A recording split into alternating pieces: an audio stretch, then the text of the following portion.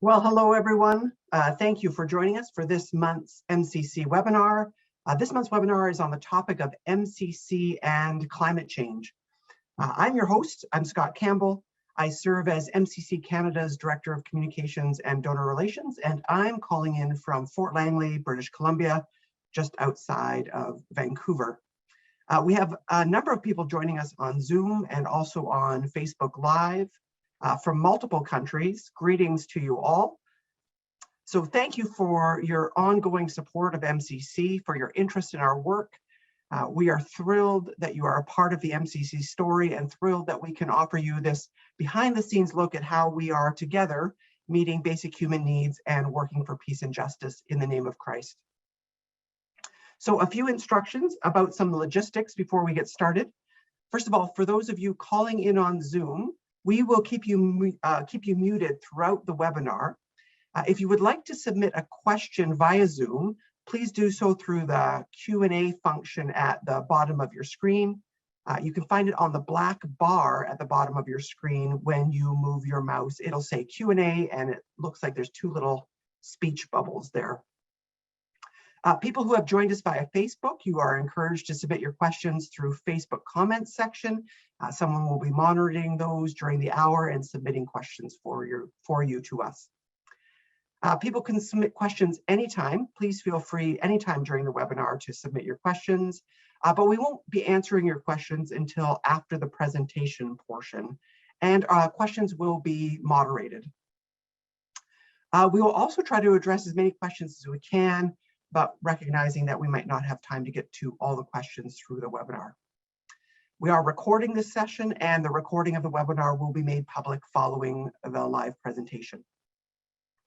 So let's get started. In today's webinar, we will discuss MCC's work addressing the issues of food security and climate change through different farming techniques, policy approaches, and advocacy. We will focus on case studies from our Africa programs and our climate change advocacy work in Canada. Climate change is impacting so many of the issues that we already care about: water, food, people's livelihoods. And our partners are telling us that their lives are becoming more and more difficult due to changes in temperature and weather patterns. We want to care for these people and for creation. And we look forward to unpacking these challenges together over the next hour. Our presenters will speak for 30 minutes, and then we'll have 30 minutes for questions and feedback. And as I said before, we encourage you to submit your questions throughout the presentation.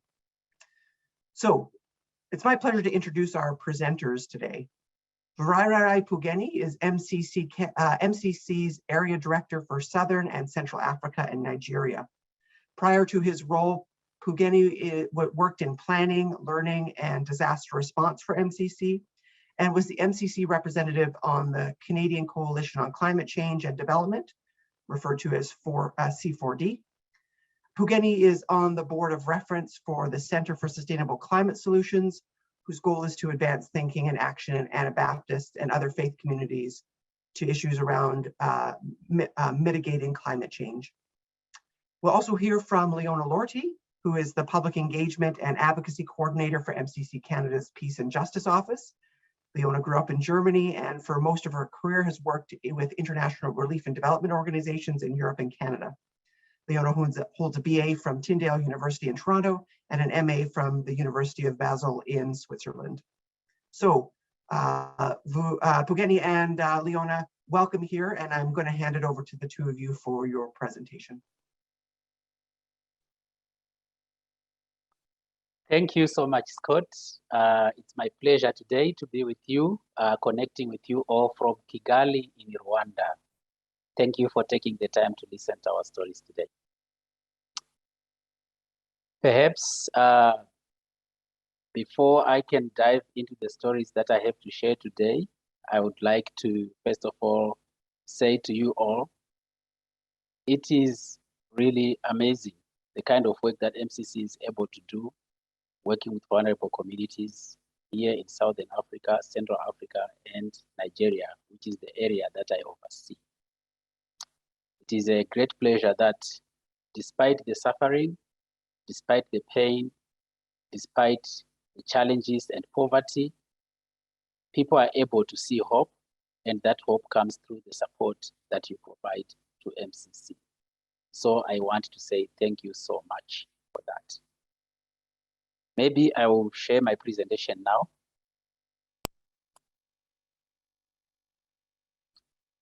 So today I will share stories about how MCC is responding to climate change here in Africa.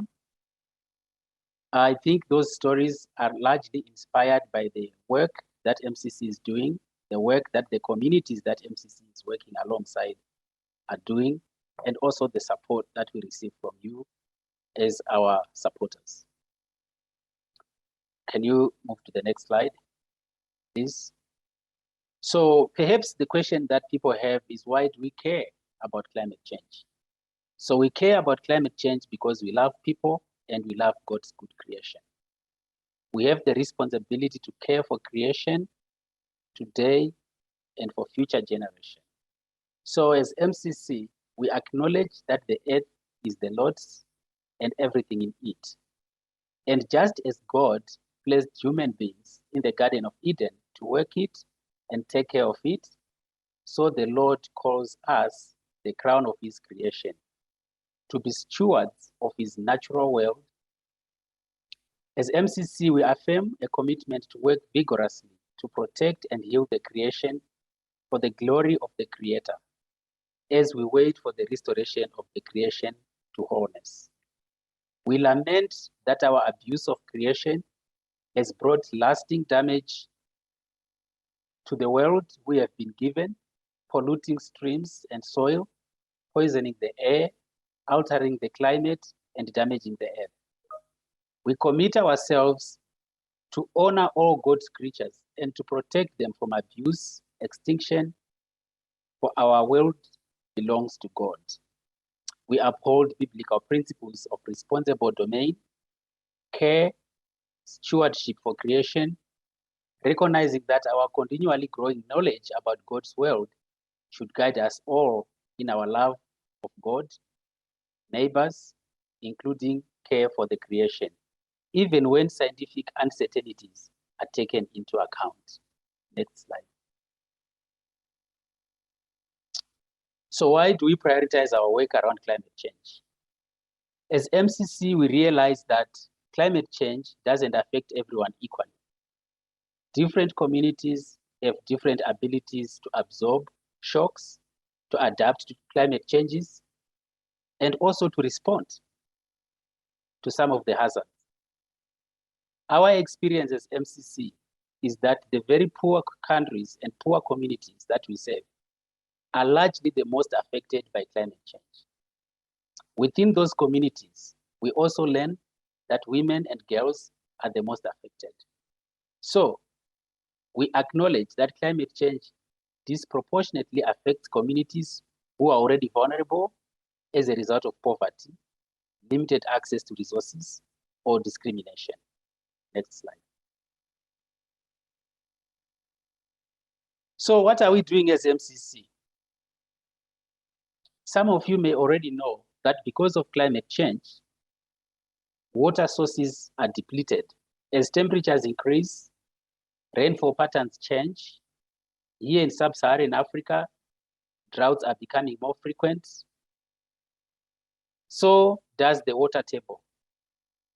The wells that mothers and girls, boys and men use to fetch water dry up, and women are walking very long distances to get water.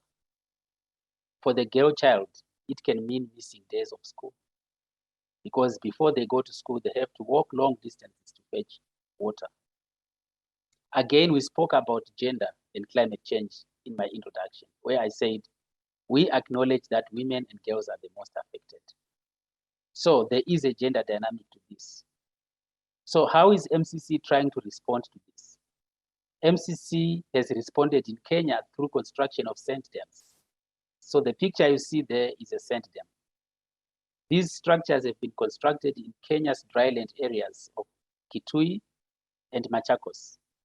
They have also been constructed in Mozambique's dryland areas of Tet.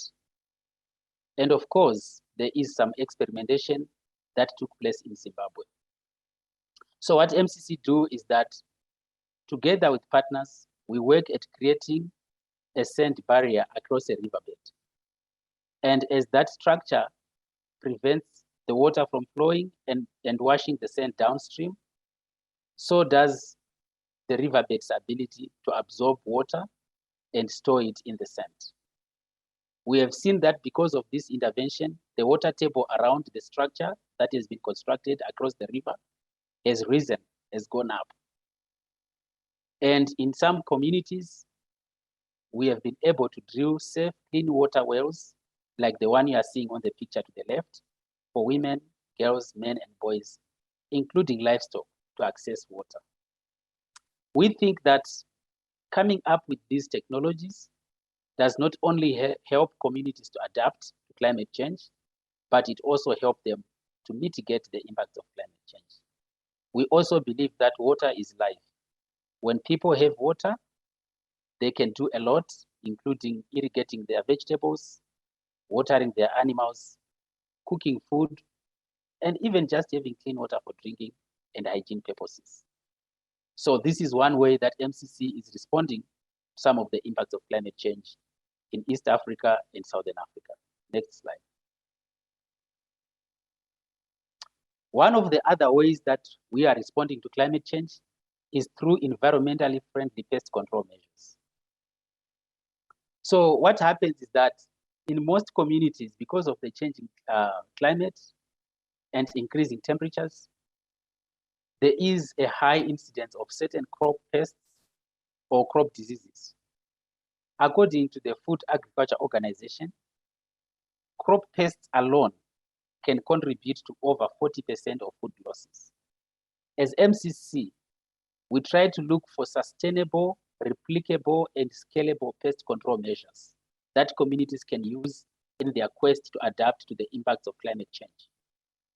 In a community in Tanzania, the community had a challenge of the maize stalk borer. And one way to address this challenge was to come up with a biologically sound, environmentally friendly pest control measure that involved planting a legume within the maize crop. So we are intercropping a legume called Desmodium within the maize crop. This legume has a specific smell that is not liked by the maize stalk borer. So because of that smell, the maize stalk borer that comes to attack the crop is easily repelled out of the field. Now, in order for us to make sure that this technique does not cause conflict in the community, because if the smell now repels the maize stalk borer outside of the farmer's plot, then the maize stalk borer may end up going to attack the neighbor's field. So for us to make sure that that doesn't happen, we also came up with a technology where you grow napier grass around that plot. Napier grass has a sweet smell for the stalk borer, but it sticks. So the maize stalk borer is repelled out of the field. As it crawls out of the field, it's attracted to the napier grass that sticks. This was one example of how MCC is addressing the impacts of climate change through a food security technique that improves soil health because of the intercropping system using a legume, and also avert conflict from communities. Because when we do these pest control measures, we ensure that the pests do not go and affect the neighbor's plots. It is fascinating to see how together we can work to try and help communities adapt to the impact of climate change. Perhaps one may argue that these can be some life-changing innovations that could be scaled up in ways that can help people around the whole world, because it's environmentally friendly, it helps with self-fertility, there is no conflict because there is a conflict resolution strategy where the pest is not going over to the other farmer's field, and of course, it increases yields and ensures food security. Next slide. So we shared a couple of stories that shows hope, that shows MCC really working to try and defend or protect communities against climate change. For sure, I'm sure those stories gave you some hope because they really show how the partners that MCC works with, the local communities we work with, including you, our supporters, are putting resources together to come up with solutions that are very impactful and that can result to a positive change, which is food security in this case, or access to water. But there are also times when MCC realize that the impacts of climate change are so severe.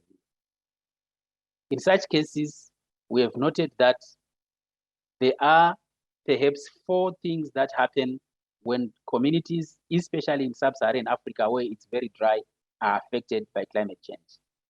The first one is that rainfall predictability becomes a problem, so there is seasonal shrinkage. So it's either the growing season becomes too short or the dry season becomes too long. There are more severe shocks, especially heat waves and droughts. Unpredictability also means uncertainty in terms of planning for planting, or at the very least, even just planning or hoping for a yield. And what we have seen is that it also erodes people's ability to accumulate assets as they have to sell all their productive assets to meet the family's immediate needs. So coping strategies that communities end up resorting to can be harmful. So as MCC, we came up with one strategy that we have experimented with in Ethiopia and has shown to be promising. So we use what we call seasonal safety nets. Seasonal safety nets is when MCC provide resources to communities during the time when we already know that they will be suffering or they will be affected by the climate shock. So if we know that during a particular time of the year, there is likely going to be a drought, we don't get in too late when people have disposed their productive assets, including goats, sheep, cow, plows. We go in early with a safety net. It can be a cash for work project, which is what you are seeing in that picture. Women that are working on a degraded piece of land on a cash for work basis, where MCC will give them a certain amount of cash for them to do a certain community service. And in most cases, the community services that have been identified by communities address climate change. If you go to Ethiopia today, you will see large tracts of land that has been rehabilitated, including thousands of trees that have been planted through these seasonal safety net programs. In addition, you hear stories of mothers that have been able to improve the nutrition status of their families because they're able to get support during the most painful times when climate shocks are at their peak. You also hear stories of families that have come out of poverty and have graduated out of these safety net projects because they've been able to accumulate productive assets that they are now able to raise income. We also have heard stories of people who have saved some of the resources or some of the money they receive from the seasonal safety net programs that MCC is implementing, leading them to be able to invest in their children's education, invest in water storage systems that help them even mitigate further the impact of climate change. Next slide. We spoke about gender. So when climate change affects women and girls more than men and boys, what happens? The girl child misses school. Women are always walking long distances to fetch water. Household chores are disproportionately distributed between men and women. MCC, together with its partners, pay attention to this. And MCC is looking for ways of working with communities in ways that are gender transformative. For example, in Zimbabwe, MCC started a project that is teaching men how to cook and also teaching them how to have conversations on pressing gender issues that sometimes may seem to be against their cultural values and norms. Trust me, when a project is designed with respect of the indigenous knowledge systems that exist, with respect of the culture, and also with respect to the institutional arrangements that exist, people always buy in. I know a lot of you are questioning, how did men end up cooking? As you can see in the picture, men in the picture to the far left that man on that picture is now teaching other women about his most popular recipe that he have, where he can make a special porridge that is so nutritious from the beans that they grow in their field. All to say, MCC does not have solutions to every problem. And yes, MCC cannot and does not have the ability to address every problem. But together we try. And these are some of the gains or wins that we can celebrate together that are evidence of the hard work that we invest, you as our supporters, helping us and resourcing us to go out there and do this work on your behalf. For that, I say thank you. Next slide. So when these men do these cooking classes and learn how to cook, many of you might be wondering, what is the impact of this and how does that lead to transformation? The first thing is that seeing is believing. When young boys see their fathers and their brothers learning how to cook, it inspires them to want to cook as well. Number two, we open opportunities for conversations around household chores. Number three, we also open conversations around how to talk about gender issues in ways that do not bring gender-based violence in the family. These are safe spaces for men to learn, to discuss, to converse, to even grapple with how to lose or to give away some of the privileges that they are born with. So when men cook and we do these cooking competitions, what kind of gifts do they win? Usually, they win all those assets that are known to be women assets. For example, pots, pans, teapots, plates. In the picture there is a group of men that won some teapots.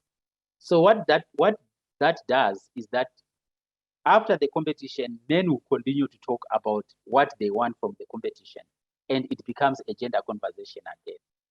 Imagine a man who is a proud owner of a pot that he won from a cooking competition. What a lovely story that is. Next slide, please. As I've already said, climate change is really serious and it's affecting people in really difficult ways. Sometimes MCC does not have a solution other than responding to the disaster as a result of climate change. We have seen communities losing all their crops to drought. In Zimbabwe, in the Binga district, right now as we talk, they are on the IPC3. IPC is the system used by the UN to classify or to categorize communities based on their vulnerability to food insecurity. And when it reaches IPC3, that's an indication that a response is required. So in some cases, MCC has to step in with food support to communities that have been affected by climate change. The picture there is taken from DRC, where communities affected by droughts received food aid. And of course, as you can see on the picture there, there's a baby feeding the other baby.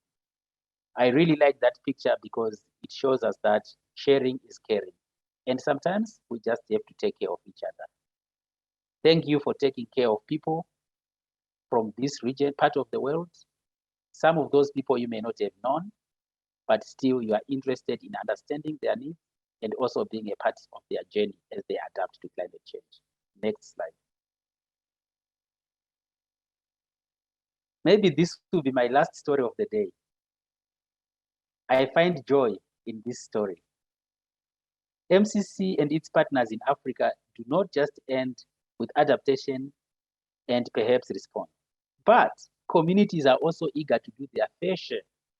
Communities here in Africa are eager to also embrace clean energy solutions and do whatever they can to minimize their emissions and also reduce their carbon footprints. In the picture there is Primrose, who is a clean energy engineer, and she's working with the community together with Cynthia. Those two ladies are really trailblazers. With support from MCC, they are working to support communities with clean energy solutions, which include solar panels, biogas digesters, fuel-efficient stoves, and they also have a Women's Coalition on Climate Change. This coalition on climate change is also talking about how climate change is affecting women and girls in Africa, and in particular in their community, and how they wish or how we can work together to address those challenges. MCC is an organization that gives a voice to local partners and local communities. The support you give does not only result in resources being transferred from MCC to communities, but it also results in institutional arrangements where communities organize themselves and find new ways of communicating, dialoguing, and addressing issues. A good example being the Women's Coalition on Climate Change. I think this is the best place for me to transition to my co-presenter. Thank you very much.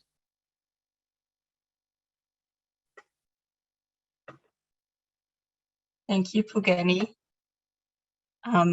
for sharing examples of how MCC works to address climate change in our international program. It's a pleasure to be here today and to join in sharing with you and to spend time together to discuss important issues. As Pugeni already mentioned, MCC responds to the challenges of climate change. And Pugeni has given you quite a bit of examples in mitigation and adaptation activities. And he's also mentioned advocacy. So for this part of my presentation, I want to talk to you more about how MCC works in advocacy in Canada. So to do that, I want to start with unpacking what we mean by advocacy. One very simple way of understanding advocacy is to speak on behalf of another. So if you could go to the next slide. As Christians, we believe that we're called to speak with and on behalf of the vulnerable. As Pugeni already outlined, climate change is resulting in many people around the world finding themselves in vulnerable situations. So for families around the globe, climate change is making difficult situations even worse. So MCC in relief and development and peace building, we've become increasingly aware of over the years of how climate change presents this underlying challenge that manifests itself in various ways. So the issues that you care about, that we care about, and that you're already supporting and working with us on in our peace, development, and relief work are affected by climate change. So engaging in advocacy for us means that we're speaking on behalf, or rather we're amplifying the voices of those who are most impacted by climate change. So not only using our organizational megaphone, our communications channels and engagement channels, but also by engaging our constituents to do the same. So you, our supporters, we're encouraging you and we're inviting you to engage in advocacy action with us. So MCC sees advocacy as a tool for furthering our work in humanitarian assistance, community development, and peace building. We use advocacy to address government policies and practices that harm people, and we offer proposals for change that can lessen suffering or foster empowerment and promote justice and human dignity. But at the same time, we also use the tools of advocacy to affirm things that the government is doing. So, actively try to influence policies and see them expanded, see that process through. So advocacy can take on many forms, and it can start from something simple as writing a letter or putting a signature on a petition that tells lawmakers you care about the impacts of climate change. A broader understanding that MCC uses as well is advocacy is a set of organized actions aimed at influencing and or changing the behaviors, policies, and resource allocation of individuals or institutions that hold power. So for the betterment of people affected by an issue. So in this case, climate change. Another way of putting it then is that advocacy refers to the efforts that address injustices caused by a system or a structure that rule our everyday existence. So government or political institutions are certainly part of that, but there's also economic systems or technological systems or cultural practices that also need to be addressed. So in short, advocacy is about trying to understand and then also to challenge systems, institutions, and structures that hold power. I want to give you an idea of how we do that work here in Canada. If you go to the next slide. On the screen, you now see what this looks like here in Canada. It starts at the bottom of the screen. Our advocacy efforts are informed by MCC partners, their stories, their assessment of their realities, and their understanding of local solutions. So these stories, stories that you've heard today from Pugeni, and those facts on the ground, those are shared with MCC staff and supporters and networks here in Canada. So then MCC staff, for example, take that information and share it with partners here in Canada and with our constituency and policymakers. So you see the different arrows there going from the MCC staff box. And then through public engagement, the yellow box on the screen, we offer educational opportunities, much like today, to share these stories and examples with you, and then hope to involve you in doing your own political engagement with the government. So that's what those arrows are leading to the government directly as well. So throughout the pandemic, virtual events like these have really helped us to even more so bring our to amplify these voices directly to you as well. So the global partner voices. So because of those connections that MCC has, because of the type of organization we are, we're well positioned to speak to our government about these intersections of climate change with other priorities, issues for MCC. So for example, migration, food security, peace building, health, those are just a few. We encouraged policymakers, for example, to cultivate a deeper understanding of climate change and its ramifications to influence the formulation of new policy through sharing stories from MCC. And through educational initiatives about the impacts of climate change on the most vulnerable, we also encourage our constituency to engage policymakers directly.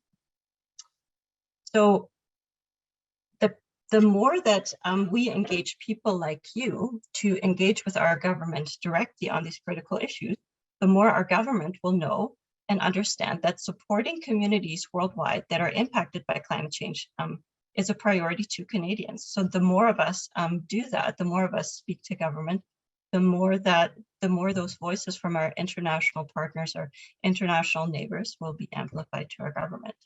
So over the next few years, MCC is committed to prioritizing opportunities for education and advocacy. And to respond to those voices of our MCC program, our partners, those communities that we are working with.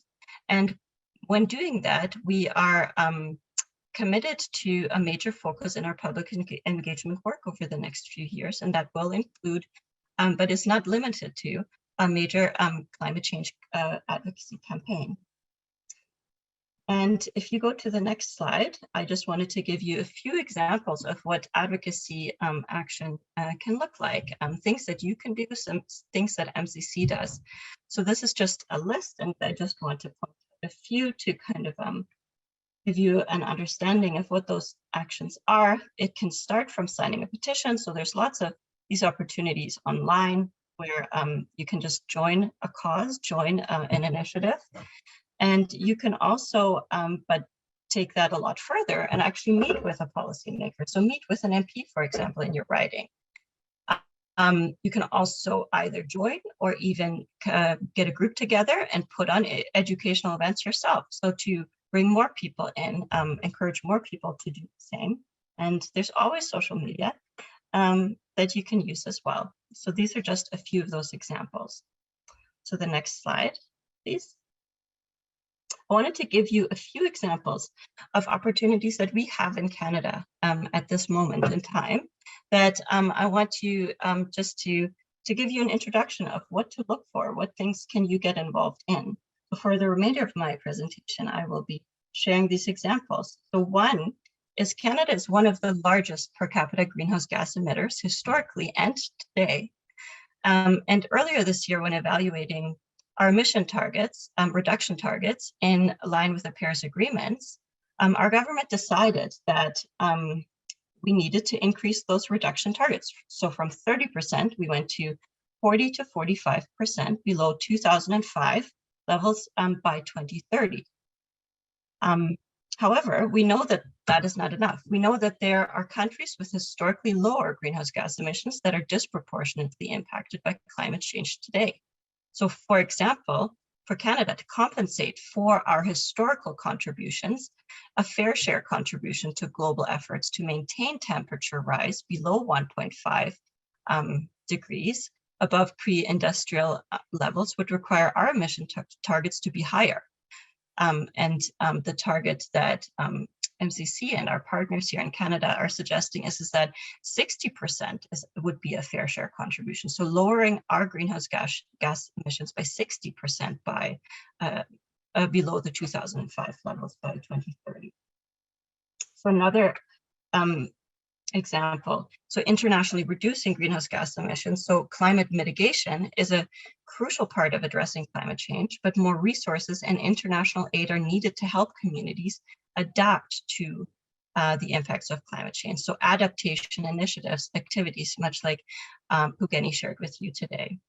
But Canada today actually significantly funds more international mitigation, so lowering emissions, than adaptation initiatives that address the current impacts of climate change on communities worldwide.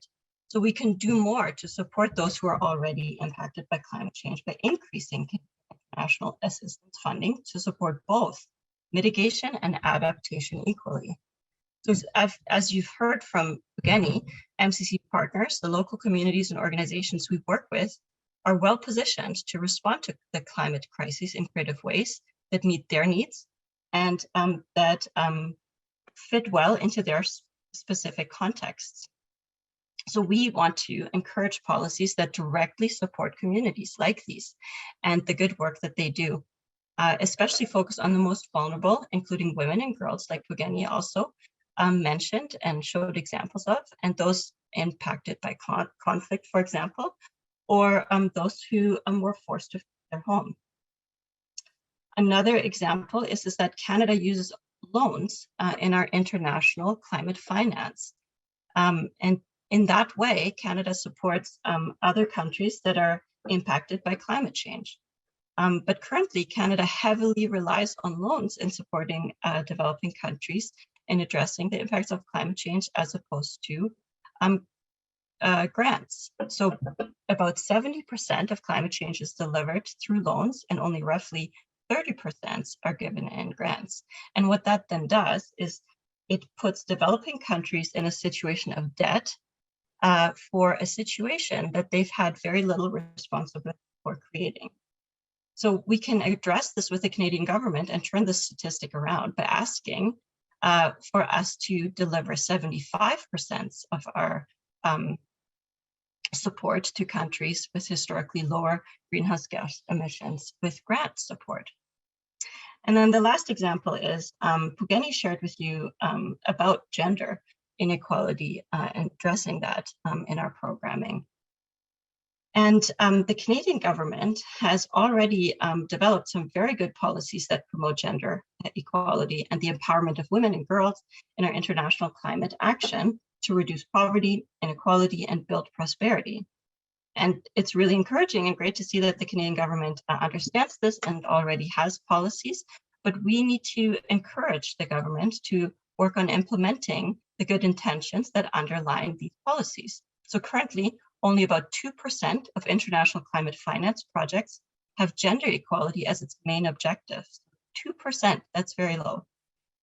We can affirm the Canadian government in their focus on gender equality and at the same time also ask for them to increase to at least 15% of its international climate finance to go toward gender equality. So as, for example, a principal objective of the projects that they support, or at minimum 80% as a significant objective of those programs.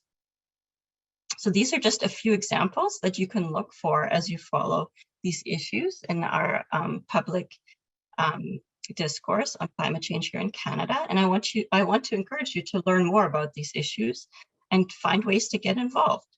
By doing that, you're supporting communities worldwide that are most vulnerable to climate change, but are the least responsible for the situation that we're in. And the final thing I want to point out to you, if you go to the next slide, please, is that MCC has developed an advocacy toolkit that I would love for you to view that really helps you understand simple tricks, simple entry points into advocacy action, but it also gives a good overview of how you can really dive deeper into some of these issues you care about by using the tools of advocacy. I would encourage you to visit that and to consider how you can maybe get involved in advocacy action. And with that, I hand it back to Scott. Great, Leona, thank you so much. And thank you, Pugeni, as well for your presentations. We've received a number of questions, and so with the time that we have remaining, I'd like to see if we can work through a number of those. So, Leona, the first question I'm going to pose is for you, and you may or may not have an answer to this, but we'll see where you want to go with it. But does MCC, with Stephen Roy asked, does MCC have any specific expectations of the upcoming UN Climate Change Conference, COP26, and how that might impact MCC's work? Yeah, that's a great question. So MCC is already engaging here in Canada with various partners in advocacy action, speaking to government. So some of the examples that I've mentioned to you are actually directly communicated with government before COP. So there is the sense that because COP is happening, there's a higher attention, a higher focus by government to listen to these recommendations by civil society, which MCC is a part of, to really use this window of opportunity to highlight the importance of these initiatives. So looking at, for example, the adaptation and mitigation split of that, saying that we need to do more in adaptation, or the targets of our own emission reductions. So these are very much conversations that we are supporting and feeding into, that we are involved in networks and partnerships here nationally that are being addressed to the government. So hoping that there is additional pressure. So kind of going back to, the more people talk to government, the more government will realize this is important to Canadians. And this is a crucial moment right now before COP, to be able to, for that voice or that public pressure to carry even further. Great, thanks, Leona. Pugeni, I have a question for you that comes from one of our viewers on Facebook. So Pugeni, I'll just make sure you're there before I pose the question to you. Yep, I see you coming on. Yeah. There you are, great. Do we know whether or not women are working actually more hours than men in some of the challenging circumstances that you've outlined? Or is there a kind of equity in the work hours, but maybe inequity in the type of work? Sorry, I think you broke a little bit, so I did not get you the first Yeah, no part problem. of the question. Yeah. The question was, do we know if there's evidence that women are working more hours than men in some of these challenging circumstances, or whether or not it's just a disproportionate distribution of the work? Yeah, that's a good question. So yes, we do have evidence because for every project that we do what we call a gender analysis. So we do a situation assessment and a gender analysis to try and understand the gender dynamics, and also understand how household chores are distributed and who is working. So I can give a good example. Women are responsible for cooking in some communities, and cleaning kids, bathing kids, and making sure that the home environment is clean. They are also going to the fields together with them. So they work together in the fields, come back home, and then have to do all this other work. And more often that work is not done by men. So for sure, yes, we have evidence of that. Great, Pugeni. I'm going to ask you a second question here. How do you convince, or how do our partners convince men to participate in this cooking program if culturally it's not something that they are that they would default to do? How do you motivate them to even participate from the beginning? Yeah, that's a very good question. And even for me, when this project was beginning, it was also my question.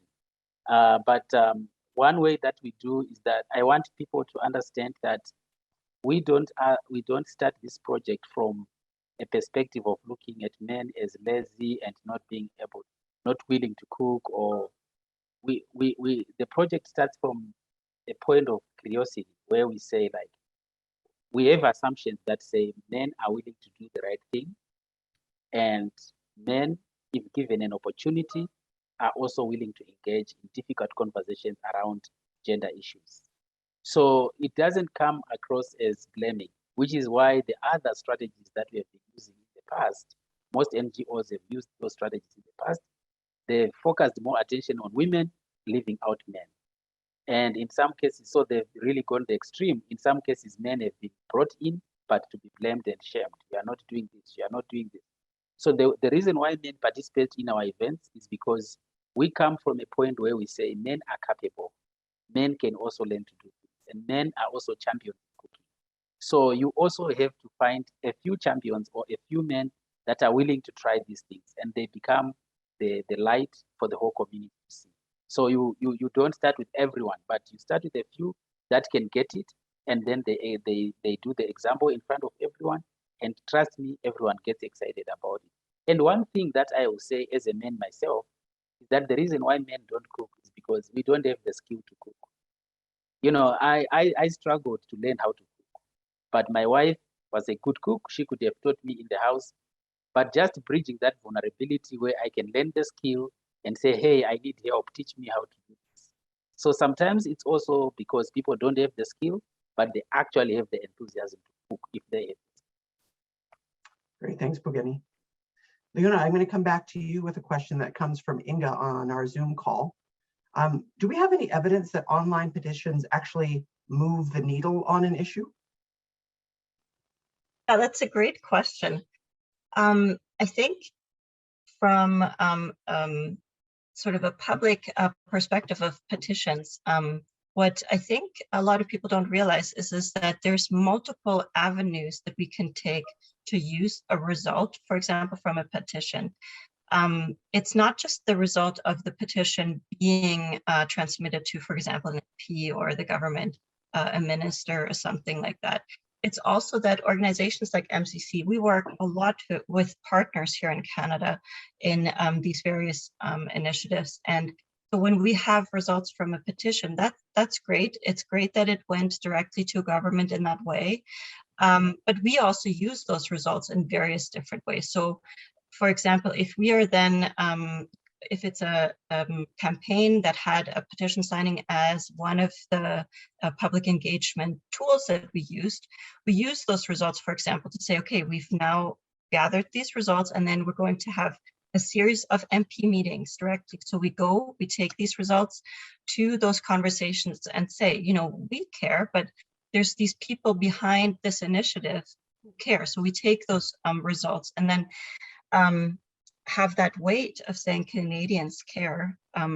Canadians have filled out this petition, and often we then take various tools, various ways of engaging the public, and bring the results and the interest and the comments from the conversations and voices that we've been listening to those meetings, and that has an additional impact and helps us really bring that weight to those meetings. Great. Thanks, Leona. Pugeni, I'm going to come back to you. We have another question from a Facebook participant, which is, does MCC have any programs, or maybe I would say any actions that we take to improve awareness of people who still believe that the climate crisis is an act of God? And I think the way that this is being framed is perhaps with our program participants or in some of the communities where we're doing our work. Do we do anything where people maybe have a view that you know, there's nothing that we can do about this, it's an act of God, and or, you know, man isn't really participating in creating these issues? Yes, we do something about it. In fact, climate change is one of our strategic pillars as MCC. And in my last slide, I spoke about the Women's Coalition on Climate Change. So that coalition is actually part of the advocacy they do is also to raise awareness about climate change and also talk about, helping those people who may think that the climate is not changing. And the way they do it, fortunately for them, because they are able to show some of the mitigation strategies they do, the adaptation strategies, and they use storytelling in their local language and using their local culture, their culture of understanding the history of famines, the history of rainfall patterns, the history of the evolution of seeds and biodiversity in their communities. So they are such a useful tool because they really show real examples and can explain in a culturally sensitive and maybe appropriate manner that those other people can understand. I think the connection with Canada now, which is where Leona's desk is that at the Canada level, we are now amplifying it at global level and then borrowing examples from those communities that are already doing something about it. So in some ways, I think we are doing that, and we are doing it both at community level and also at global level. Wonderful. Thanks, Pugeni. I have a question for the two of you, and maybe this is where we can start to wrap up our time together before I bring our webinar to a conclusion. But here's my question. And Pugeni, I'm going to put you on the spot first. Leona, so you're going to have an extra moment or two to think about this. But what gives you hope in the work that you're doing around climate change and the folks that we are working with, both as program partners, program participants, Leona, in your case with government? What gives you hope that the work that we're doing will actually have an impact? Pugeni, you're on the spot first. What gives me hope is the solidarity that I see between the supporters of MCC that enables this work to happen, MCC itself, and the communities that we work with. I really appreciate the relationship that exists and the connection that is so clearly, that can be so clearly defined. To see how people in Canada, in the United States, and everywhere in the world are supporting a cause through MCC and really seeing all these people having adaptation strategies and measures that are highly innovative and are effective. That gives me a lot of hope. Great. Leona, what gives you hope? Yeah, I think that's a great question. I think there's so much happening in the advocacy and the public engagement realm on climate during this time. And there's just so much genuine interest to make a difference. And just listening also again to Pugeni's stories, for example, of the safety nets project, and saying, there have been people who have been lifted out of that no longer have to go with these cycles of insecurity. And then being able to tell those stories to our, supporters and networks here to say, let's work together, let's do this. There's so much interest, so much passion behind wanting to make genuine, sustainable change. And that really gives me hope that there's so much desire to work together and to really improve and create sustainable change. Well, thank you both for taking time out of what I know are very busy schedules for both of you. So thank you. And thank you to everyone who's joined us. Let me just provide you with a few statements, so a few bits of information before we wrap up. First of all, I wanted to let you all know that our next webinar is next month, November 18th, and it will be a webinar where we will share an update on MCC's response to the August 14th earthquake in Haiti. So join us to hear stories about MCC and our partners' work with some of the most vulnerable people in that country. You'll hear stories of hope and resilience and faith in those local communities. You can also check out our the most recent episode of Relief Development and Podcast, our MCC podcast, which is available wherever you listen to podcasts. Last month's episode was also about Haiti, where we discussed MCC's response. And we spoke to MCC's Global Health Coordinator, Paul Shetler-Fast, about the first distributions of relief supplies that affected communities. And we talked to MCC staff, Muriel Chaperon, about the importance of getting relief to women and responding to trauma. So you can check out that episode of Relief Development and Podcast. We'll make sure that this recording is available for all of you and for anybody else that you would like to share this recording of the webinar with. Other than that, thank you for your participation. Thank you again for joining us, and go in peace.